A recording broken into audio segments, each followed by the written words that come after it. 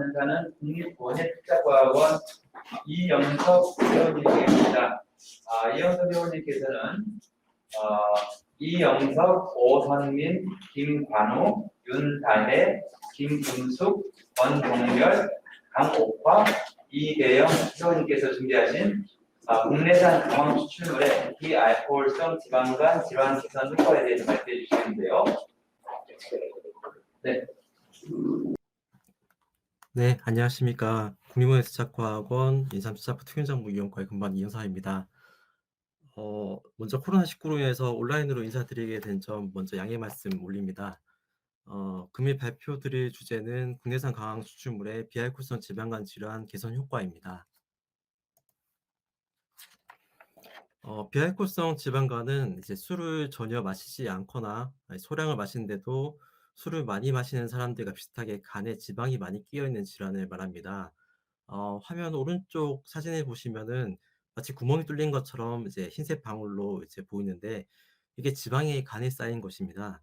그러니까 따라서 지방간은 어쩌면 하나의 질병이라기보다 염증을 이제 동반하지 않는 단순 지방증에서부터 지방 간염, 그리고 넓게는 간 변변증에 이르는 다양한 형태의 간 질환을 포함합니다.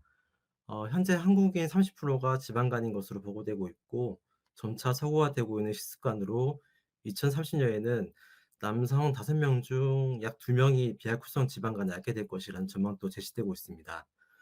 하지만 조기 예측 및 진단으로 회복이 가능한 것으로 보고되고 있습니다. 그렇지만 스스로 이제 질환을 자각해서 병원에 방문하고 진료를 받았을 때 이미 간경화로 진행되고 있는 경우가 대부분이고 아직 치료제가 없기 때문에 조기에 발견해서 식습관 자체를 완전히 개선하지 않으면 치료될 수 없는 질환입니다. 따라서 이러한 비알코올성 지방간을 국내산 강황을 이용해서 간편하게 건강기능식품으로 예방하거나 또는 개선할 수 있도록 하는 것이 본 연구의 목표가 되겠습니다. 오늘날 시장에서의 강황은 강황이라는 이름보다 울금으로 더 친숙합니다. 하지만 강황과 울금은 식물에서의 부위가 다르고 식물의 한 명이 같을 수도 또는 다를 수도 있습니다. 어, 이제 롱가라는 한 명을 기준으로 본다면은 이제 강황은 뿌리줄기이고 울금은 덩이뿌리입니다. 왼쪽 가운데 사진을 보시면은 젖다면 또한 이제 뿌리줄기는 확연한 노란색을 띠고 덩이뿌리는 흰색에 가깝습니다. 대한약자에서의 강황은 쿠르쿠마 롱가의 뿌리주기만 인정하고 식품공장에서는 롱가 이외에 도메스티카도 인정하고 있습니다. 울금의 경우에는 약정에서 롱가 이외에 여러 동속식물의 덩이뿌리를 인정하지만 식품공전에 있는 아로마티카는 인정하지 않기에 앞서 말씀드린 바와 같이 어떤 공전서를 기준으로 하느냐에 따라서 식물의 한 명이 같을 수도 또는 다를 수도 있는 상황입니다. 중요한 것은 이제 식품 개발 시에 롱가를 쓰면은 모든 공효소에 부합될 수 있습니다. 한마디로 롱가의 뿌리 주기를 강황으로 덩이뿌리를 울금으로 쓰면은 해결될 수 있지 않을까 생각하고 있습니다.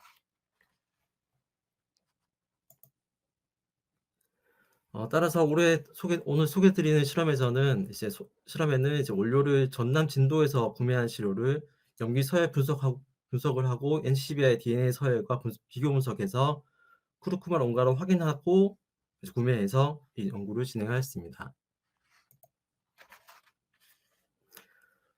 강황을 이용한 비알코올성 지방간 예방 및 치료용 조성물은 이제 크게 2회 추출과 농축, 건조, 선별 단계를 거치는 제조 공정으로 이루어졌습니다. 얼핏 보면 단순한 공정이지만은 열에 취약한 커피노이드 계열의 특성을 고려해서 이를 국내산 강황에 맞게 표준 공정을 확립하였습니다. 연구의 개요를 간단하게 말씀드리겠습니다. 왼쪽 위에 AMPK는 이제 에너지 대사를 조절하는 조절 센서로 지방 산화를 촉진하고 지질의 합성을 억제하는 것으로 알려집니다. 이 AMPK의 인산화를 촉진하고 간 조직 내 지방 합성의 중요한 인자인 SIEP라든지 파스 같은 인자의 감소를 통한 지방산의 합성 그리고 중성지방 추척을 억제해서 콜레스테롤이라든지 나쁜 콜레스테롤이라든지 LDL을 감소시키고 좋은 콜레스테롤 알려진 HDL 증가를 유도하는지 확인하였습니다. 또한 지방간의 진행에 의해서 나타나는 지방간염의 효과가 있는지를 전염성 사이토카인 발현 촉진인자 TLR2, 4와 전염성 사이토카인, ILCS, TNF, 알파 레벨을 확인하였습니다. 선행 연구를 통해서 세포 실험을 먼저 완료하였고요. 동물 실험을 수행하였습니다. 7주령 C57B의 수컷쥐를 4주간 메티오닌 콜린 결핍 식이요법을 이용해서 종요하였습니다. 이 메티오닌 콜린 결핍 식이요법은 이제 MC 다이어트라고도 불리는데, 이 MC 다이어트 모델은 이제 간에서 지질의 배출 장기를 동반해서 지방간과 지방 간염 같은 이제 염증을 유도하는 것을 내주고 있습니다. 이러한 모델을 이용해서 강황 추출물을 농도별 3그룹으로 나누고 매일 1회 경구 투여해서 진행했습니다. 추가로 간 건강기능식품 원료로 인정된 밀크시스 추출물을 대조군으로 사용해서 비교하였습니다. 혈액학적으로 이제 중성지방과 총 콜레스테롤 그리고 LDL 콜레스테롤이 농도 우선적으로 감소한 것을 확인할 수 있었습니다. 그리고 HDL 콜레스테롤은 증가하는 것을 확인할 수 있었습니다. 간 기능 지표인 GOT, GPT, 그리고 다른 말로 AST, AAT를 측정한 결과 검은색 막대로 표시한 대조군, 그러니까 즉 MC 다이어트만 적용한 군에서는 수치가 크게 증가하는 것을 확인하였고, 강황을 섭취한 군은 농도 우선적으로 점차 감소함을 확인하였습니다. 특히 동일 농도에서 밀크시스 추출물과 거의 유사한 효과를 확인하였습니다. 간 지방지 및 간 형태의 조직화차 분석에서는 이제 위에 A행 같은 경우는 이제 간의 전체 형태이고, 아래 행은 이제 HN이 스테인 결과입니다. 정상군에서의 간 소엽의 조직 입체 구조가, 정상군에서는 이제 간 소엽의 조직 입체 구조가 잘 유지되어 있었으나, MC 다이어트만 먹인 군에서는 간 소엽의 입체 구조가 소실되고 많은 지방이 추출되었음이 관찰되었습니다.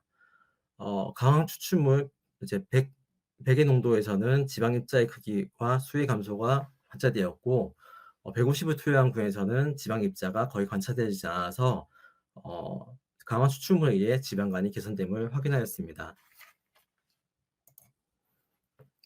간 조직 내 지방 합성에 중요한 인자의 이제 단백질 발현 감소도 확인하였고요. 유전자 수준에서도 이제 mRNA 수준에서도 확인하였습니다.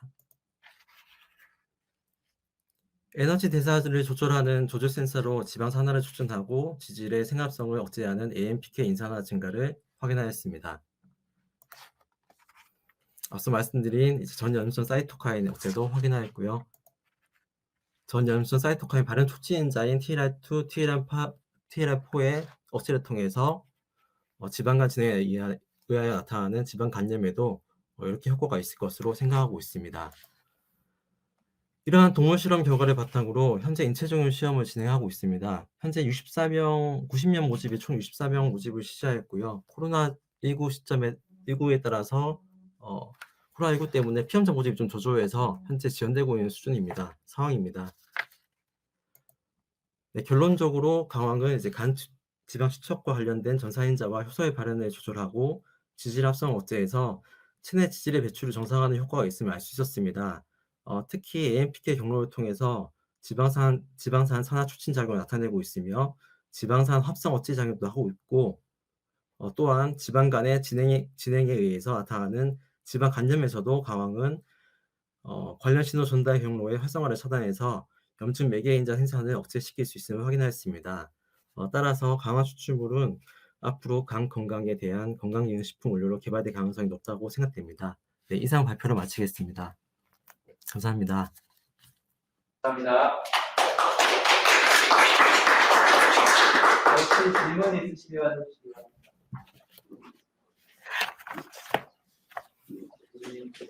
온라인상에 질문이 들어오는 게 있을까요? 네. 일단 제가 질문 하나 드려도 되겠습니까? 네네. 지금 이제 오늘 그 강황 추출물이 비알코올성 지방간 질환을 개선한다고 하셨는데, 그러면서 이제 사용하신 모델이 그 MCD, 메치오린 콜렌 디피션 다이어트 모델을 사용하셨습니다. 네. 그래서 그런 경우에 그냥 보통 그 사람들 같은 경우에 지방간이 되는 경우가 이 MCD하고 비슷한 것이 됩니까? 아니면 사람에서하고 비슷한 지방간이 되는 겁니까? 아니면 이게 사람에 적용할 수 있을지 그게 저는 좀 궁금해서 여쭤봅니다. 지방간이 생기는 이유가 원래 남는 에너지가 추출되는 부분이 간에 가장 많이 추출되는 걸로 알려지고 있습니다. 그래서 보통 이제 동물 실험 모델 적용할 때 보통은 하이팻 다이어트 모델을 보통 사용을 하는데 저희가 이제 MCD 모델을 쓴 이유는 보통 MCD 모델만 보기 위해서 그런 겁니다. 이제 지방간만 보기 위해서 그런 거고요. 나아가서는 지방 간염까지 이제 확장하려고 보고 있는데 하이팻 다이어트 모델의 문제점이 말 그대로 이제 그 고지방 식이를 하면서 오히려 이제 동물의 이제 몸무게는 증가되고 지방은 생기지만 그 외에 호르몬이나 다른 인자들의 영향도 배제할 수 없기 때문에 말 그대로 지방간이라든지 지방 간염을 보려면 MCD 다이어트 모델이 오히려 더 확실하게 볼 수 있다고 판단해서 이 모델을 적용하였습니다. 네, 알겠습니다. 감사합니다. 네, 다른 질문 있으시면 네, 다시 한번 박수로 감사해 주시겠습니다.